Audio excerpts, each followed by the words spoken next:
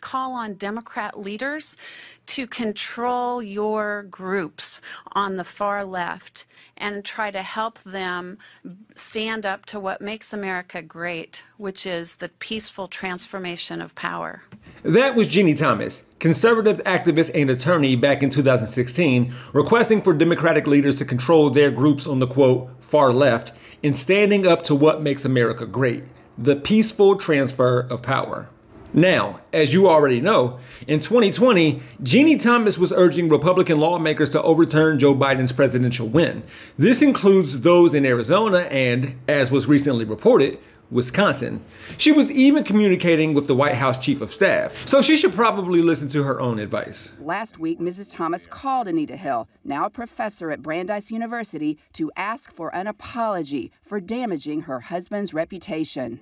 According to a source with knowledge of the events, Thomas said in a voicemail, "I would love you to consider an apology sometime and some full explanation of why you did what you did to my husband. So give it some thought and certainly pray about this and come to understand why you did what you did." Recently, I saw this TikTok from @DefinitelyNotAntonio that highlighted this Washington Post article from 1991 about Virginia Thomas and her husband, Justice Clarence Thomas, which pointed out how her family from the heartland of America felt about her marrying a black man.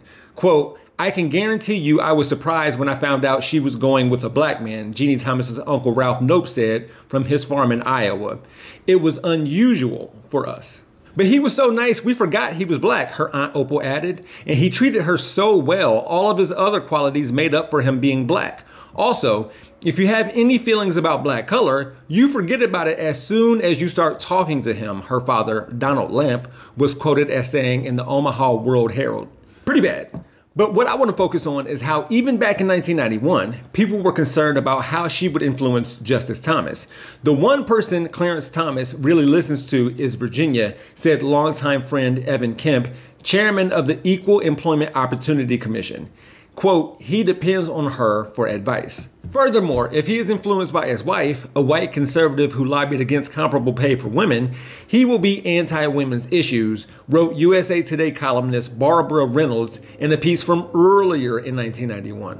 Finally, Virginia Thomas is not supporting the interests of working women in America by the positions she's taken, said Pat Taylor, president of Business and Professional Women.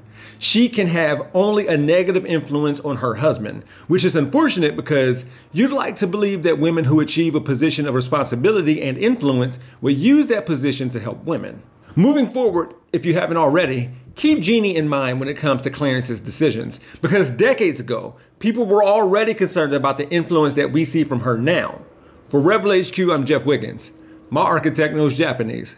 For more from the Young Turks, stay right here. To see additional content from yours truly, click on the Jeff Wiggins hashtag. You can also find me on my YouTube channel, We Gonna Be Alright. Thanks for watching.